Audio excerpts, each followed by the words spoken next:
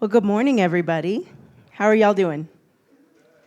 Okay, same thing I tell my students. Let's try that again. How are y'all doing? Oh, all right. I like it. I like it. Awesome. Well, I am excited to be here. And before I start, I just want to take a moment to encourage all of you because I have met so many wonderful people here, and you all are here, and you're serious, and you're investing, and I just want to encourage you. You are doing great things, and you're making a difference. And so today, what I'm going to talk about is creating a Principles of Marketing class that students want to attend. It's a really long title, but it was the best I could do to cut it short. You can apply what I'm going to talk to just about any course. And a lot of what I'll talk about is face-to-face, but you could apply this in distance as well, just with some tweaks and everything. So any chance I have to show my kids, I'm going to do it. I didn't put my dog up here, but I have a beautiful German Shepherd as well. But I've been teaching since 2011. This is most of my family. My oldest son is missing here. If you were on the Yellowstone trip with us yesterday, you saw one of my sons, Christian, who's standing there next to me. He just graduated high school, so he got a bonus trip to come along with me. Exactly, thank you. Aw, he's really enjoyed it. But I worked in corporate before making the jump, as I'm sure a lot of you did, into academia, and I basically started in the marketing classes, and I continue to own that with everything else, all the other hats that I wear. So why did I pick this topic? We could all pull up our course evals, and I know you all have amazing course evals. My purpose is not to brag about me. My purpose is to talk about a formula that I have continued to develop that is not perfect yet, but it has sure come a long way from when I first started teaching Principles of Marketing. Principles of Marketing at our university is basically one of the required classes that every single business student has to take. It is also the gateway to our marketing major. When I started, we only had a specialization, and I've worked really hard to create a major over time that is valuable to the students and to the employers. But how many of you have done group work in classes, and students go, oh, you're familiar with that, right? Me too. And when I first started teaching group work, I would tell the students, you're gonna get out of school, and guess what you're going to have to do? You're going to have to work with people. Am I right? They didn't like to hear that. We tell students things, they don't really believe us until about 3 years after they graduate, and then they come back and go, you kind of were right about that group work thing. So I decided I had to show them where the value of group work was. And you can see these were evals from fall, spring, Principles of Marketing. I teach principles, our university's quite small. We have about 2,000 students in all. So I teach the majority of the marketing classes, especially on campus. But this was from Principles specifically. And you'll notice I didn't just hunt for that. They actually said their favorite aspect was group work. And they say it a couple of times. The group she puts us in, people, we work in groups. Having conversations in class, and someone actually said they like homework, which was interesting. So I'm going to show you kind of this little formula that I have worked through. It is just like what the first or second speaker said. You have to create it to work for you. And I'm more than happy to sit down with you and talk through that. But this is a repeatable Principles of Marketing format that I find is successful even with the hardest students. Do a lot of you have athletes in your program? Okay, we're heavy athletes. Athletes are fun people. They're amazing. But sometimes, until you show them the value, y'all know what I mean, right? It's hard to get them on board. And they end up loving it. So we're teachers showing you the learning objectives, of course. But here's the big thing. I want to define some key components of a successful entry-level marketing course. I want to propose options for engagement for Principles of Marketing, design student-centered ideas to apply in class, generate ideas you can apply in the fall, if that's your next class, or immediately. And I want the opportunity to network, and like I said, I would love to chat, talk with you. You will see pictures throughout here. all used with permission from my Principles of Marketing classes. So you'll notice them working over and over in groups, them engaged in that. And I just wanted to show that that really is kind of the environment that gets fostered. It doesn't start on day one, so I'll talk about that. Here's what I believe are some of the keys to a relatable Principles of Marketing class that students will find value in, and it will help them no matter what career they choose. I'm very blessed to say that at this point, my Principles of Marketing classes always fill. I try to keep it around 30 to 32 because I do groups, and I try to put 4 people in a group, and that's a nice number of manageable groups. I've done as many as 45. I didn't like that semester so much because just adding a few more was hard. But some of you are going to have bigger classes, I know that. But number one, speak their language. Define marketing in your language. And so I have a saying that they have to learn. They call me Dr. Z because nobody can say Zaldivar. I've been called Salad Bar, Sandibar, all these things. So I'm Dr. Z. So I always say, what's Dr. Z's definition of marketing? And it is telling the right people at the right time what they need to know to make a decision. And I even have little hand. Anybody ever been in like Sunday school and they do the hand things like Father Abraham, everything? So I'm telling the right people at the right time what they need to know to make a decision. And we do that over and over. Well, telling the right people is what? Oh, y'all scared me for a second there. At the right time would be place, promotion, right? What they need to know to make a decision. Because at the end of the day, that's marketing, and the students can apply that to anything. So that's my definition. You are more than willing to, you can take it. I don't copyright it or anything. But it's so simple for them, they can apply it to football. They can apply it to youth ministry, if they want to be youth pastors. We're a faith-based school. They can apply it to selling their shoe business, because everybody seems to be painting shoes or cleaning shoes these days. Whatever it is, that applies to them, and they can then take that definition. So tell it in your language, not just book language. Do real-world work and remind them why you're doing it. In my upper-level classes, we consult with businesses in every single class. In my principles class, I keep it contained. Because they're newbies, I tried it one time. I still have a twitch from that semester. They shouldn't have been released yet. They weren't ready. So, but we can still do real world work that is applicable to them, and I'll show you that in a second. Teamwork is critical. I tell them, very rarely will you go sit in a cubicle and never talk to anybody all day long. It just doesn't work that way anymore. Show students you care. I love what our second speaker talked about, because I do something similar, but I'm about to use that tent thing. I love that. And show students they are creative. I don't know about y'all, but I always have students who come and they're like, well, I'm just not creative. I'm not going to do well in this class. I say, come talk to me at the end. I'll prove you wrong. Because everybody is creative in their own way. And then make it fun. These entry-level classes, if we don't have some fun, why do they want to come, right?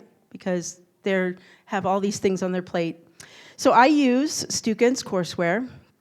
Modern Marketing Principles. I do not use, and hopefully I don't get kicked off the stage for this, I don't use the Simternship in this class. I use it in every one of my other classes. And the only reason I personally don't use it is I had already built kind of a system that works, which is using their video cases. So I may in the future reintroduce it, but I just find that I've already got what's working for me. Their Simternships are amazing. I love them for my upper level classes, but right now I use the video case, and that's what we build the course around. Now DE, distance education, is different. I use the Simternships for that because we can't do quite the same thing. All right, so how do you build the course? So first, you need to know who's in your class. What I do is I do a day one survey on Google Forms, and it just basically asks them 10 questions. They get a few points for it. It's the easiest way for them to start with points in their class. It asks them what their major is, if they're in any extra activities, and then it asks them questions. What would you like me to know? And what is important to you, and what are you worried about? And that gives me immediate information to get to know those students and who I have in the class. I also ask them how they best learn. Now, I don't say, do you learn kinesthetically? You know, I ask them, do you learn when somebody shows it to you? Do you learn by listening to it? And they answer that. And then I also ask them leadership questions. What do you think a good leader is or looks like? Because that helps me start to think about how I put together the teams. In my principals class, I put the teams together. In my junior and senior classes, they put the teams together, and I actually use an interview process. They have to choose to be a leader, and they get to interview and put people on their teams. But they're not ready for that at this level because it will be all their buddies, and then nobody shows up to meetings, and they bring one person on and have them do all the work. So I put the teams together here. So but I don't do that until about 2 weeks in, and I'm going to show you a little structure of how I do that. And the reason I don't do that is because I don't know them well enough yet, and I haven't observed. Because if you're in a face-to-face class, you've probably right away you can see who's the one that's kind of like, you know, the peacock out there going, you know, I'm the one who's the best in the class, but that's not necessarily the best leader. And then there are always those ones that they really get it, but they're more introverted and more quiet. And so this gives me time to observe, to do a little bit of activities, and then to be able to put them together. So when I put groups together, I also tell them right off the bat, there's 2 things you need to know. Number 1, your group is going to do 2 peer evaluations on you. What that means is they're going to do a survey mid-semester and end of semester, and both of them count for points. So mid-semester, less points, but it's going to give you time to get feedback and course correct. So if my survey has about 10 questions, it asks things like, this person contributed well, they showed up for group work, they offered to do extra work, they helped where needed. So, you know, real world questions. So if they get feedback back that that's not the case, they have the rest of the semester to try to fix it so their peers will evaluate them a little bit better. It also has open-ended questions like, what is your leader doing well? And what do you wish this person, or what do you want this person to know going into the second part of class? Now, I don't just blindly give those out. So if somebody's cruel, I'm not going to do that. That doesn't really happen, but sometimes I might realize that's not really valuable information, and I might hold that back a little bit or talk to them face-to-face rather than just putting it in their grading. But it becomes a grade. I just copy the comments as long as they're good, and they get to see that. The other thing I tell them right off the bat is, just like in the real world, you can get fired from your group. So what that means is, it's not going to happen right away, especially in principals, but what could happen is if your group is coming to me, your leader's coming and saying, you're not showing up, you're not doing any work, I'm going to ask them first to have a conversation with you because that's what leaders need to learn to do. And if you don't improve at that point, the 3 of us will sit down and I will decide if you need to be removed from that group because we're not going to have you pull them down because you don't want to try. I've only had to fire somebody once, and when they get fired, they just have to do the whole group project by themselves. They still can be successful in the class, but it's a lesson they never forget. Now, like I said, we've only gotten to the second conversation, maybe twice, and I've only fired somebody once, and that was because they just didn't care. They didn't want to be in school at all. So other than that, that's enough to keep them working with each other, and really, for the most part, I just don't have issues once that is clear at the beginning. So I use the tools, I use video cases, individual worksheets, and group worksheets. I'll show all those to you, and then I repeat and reinforce. So that little Dr. Z's definition of marketing, they say it so many times, they probably have nightmares about it. We say it at the beginning of class. I'll just randomly be teaching and go, and what was my marketing definition? And they'll just all kind of repeat it. We'll repeat the 7 Ps, which are the 4 Ps, which are the last 3 Ps. You know, we'll repeat the key things over and over and over, and that really helps them a lot. So another little, this was one of their presentations that they did, and they're holding up their hands because they decided to create, they named themselves Firebox, so they get to name their teams and do all that, and they even created a little hand signal. I thought that was kind of cute. They're very proud of it. So this is my points breakdown. I can send you any of this. I have my email at the end if anybody wants to see it. But you will notice, and I tell them right off the bat, because I don't know about y'all, but a lot of our students, especially athletes, have major test anxiety. They just freeze up. It just scares them. And so you'll notice what I call exams are very small. So I tell them right off the bat, you can be successful in this class by doing this. Come to class. Listen, participate, and be part of your group. Where's the majority of your grade going to come? It's going to come in that group work and what you're doing. And if you're in here learning and trying, you're going to do well in this class. And there's an immediate relief in that. I do assessments, which are different than exams, and I explain to them reading quizzes. So we talked a little bit about wanting to get them in the book and read, right? I do reading quizzes. So they get to take these reading quizzes off of the reading each week, and they can take them up to 3 times, and they get the best, whichever the best score, their best score is what they get. I'm not really trying to test them. I want them to touch the material, and that's what that makes them do. It's not the same questions every time. It randomizes, and so they get to do that. And then they have their individual section, which are the case study worksheets they do. And let me show you that. Okay, so this is a little bit of my schedule. You'll notice, and I hand these out in all my classes. I call them, this is your key to your success. If you will keep this, I put it on a nice goldenrod paper. It's like gold. I'm like, this is like gold. If you will put this in your notebook or on your wall, you'll know exactly what you're going to do. But they basically know what the topic is, when the courses are, when their individual worksheets are due, when their group work is due, and then when their reading quizzes are. So they have this little layout. Now, this is the beginning of class. And you'll notice individually, they're going to do Honey Lou's Coffee, individual worksheet. And then a few classes later, their group is going to submit Honey Lou's group submission. This is how the class starts. Do it by yourself first, come together as a group, and submit your best effort. By the end of class, they're doing individual, and they're doing different group. So that by that point, they've learned, get together as a group and learn how to do it from scratch without having to have pre-thought it, but still doing some individual work. And then we culminate in this mega marketing plan presentation. So let me show you a little bit about that. In my mind, presenting is everything. Group work and learning to present in front of people is the key to success. When I first came, in my 18, 19-year-old self, I couldn't have done this for so many reasons.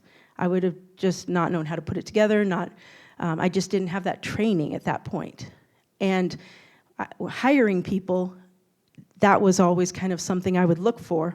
But the biggest thing was when I had an executive, and that executive tore me apart at one point because I didn't read her mind about what she wanted in that presentation. So we try to learn, how do you put together a presentation? How do you work with a team in a presentation? So their first presentation, they present multiple times. First presentation is that Honey Lou case I showed you. It's about 2 to 3 minutes, and boy, it is short, it is raw, it is not pretty usually. It's usually their first attempt. We use Principles of Marketing as a retention course, meaning we try to get them into a business course as soon as we can, usually second semester freshman or sophomore year. So they're still pretty much education babies at this point, and they just don't have those skills. So they do the individual worksheet, they combine as a group, and then right after class, I tell those groups to hold back. I leave time for it, and I give them verbal feedback. Hey, Joanna, you did amazing. Think about this next time.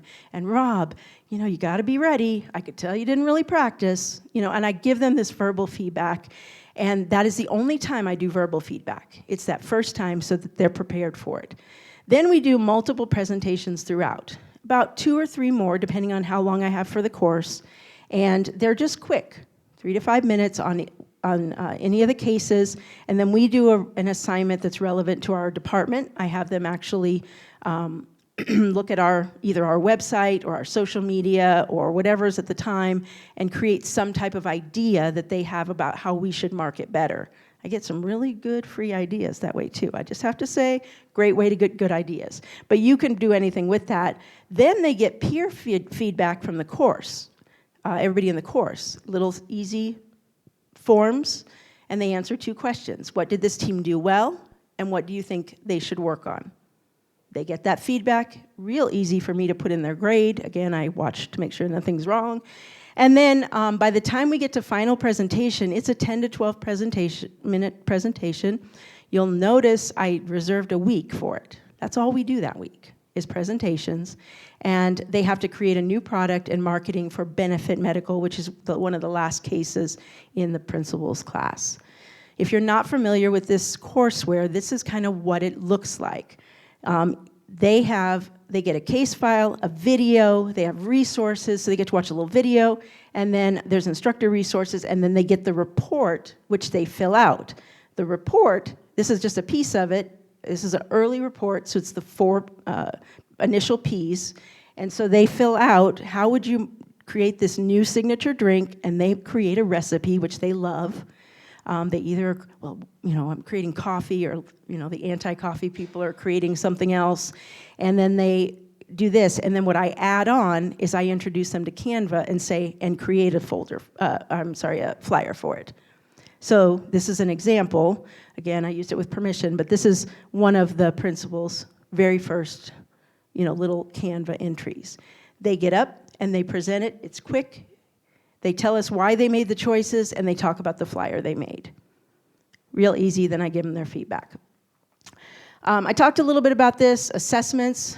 The way I do assessments, if you really dig into what secondary education, I don't know if my high school teacher friend is in here somewhere, I met her yesterday, but secondary education has just changed. They can take an assessment, and then they can keep taking it, at least in Texas, until they pass it. Well, we don't do that in university.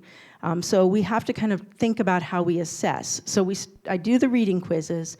The midterm is application. So I basically tell them, tell me something you would want to market, and then I ask them how they would do it, and they create a buyer persona, which is one of the things we study. So they draw a little stick figure on their midterm, and then I ask them check-in questions. What do you wish you knew more about in this class? What are you struggling with, et cetera? And that gives me kind of a midway check-in. And then one of the last things they do, I tell them, if you guys knock it out of the park on these final presentations, your final is going, and you show me you know the material, you're gonna love your final. And that, everybody likes competition, they love it, and they basically work hard so that their final is easier, and then their final is just another application based. I don't do the multiple choice at that point. I'm just like, show me you know how to, what would your social media look like for this thing, and they just draw it out or something. So the assessments are based on that. The final project is Benefit Medical. This is an actual picture from last semester. And by that point, they do all these things. They know how to do the 7 Ps, the target market, buyer persona, social media. They do visuals. Most of them are now doing commercials, mini commercials, because they like to do video. They've honed their presentation skills, things like, working on their audience and not just standing behind the podium and transitioning. And then they, again, the peer survey with 2 questions, same 2 questions. And that is their big thing. They have to they basically create a new product, but the basis for the assignment is in the student material, and they just work through that. So I don't have to teach them that as far as like the videos there for them to watch. All of this is group work they can do. So attendance is important, and I tell them that right away. So you might have seen, if you noticed, I have in-class points. I have random in-class days. If you're there and you work, it's usually group work days or something, you're getting those points.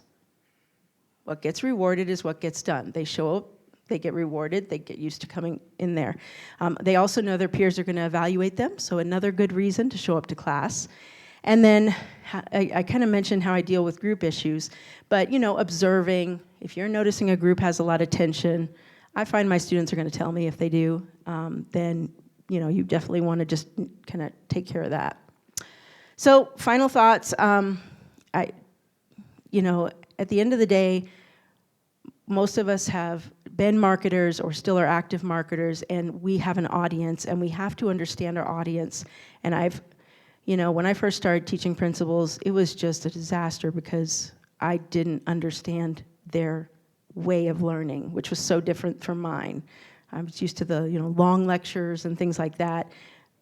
You've got to get their hands on it. You've got to get the visual. You've got to get the practice in there. And I just, you know, every semester I have to find something that doesn't work anymore. But I've just found that this has definitely been helpful in doing so.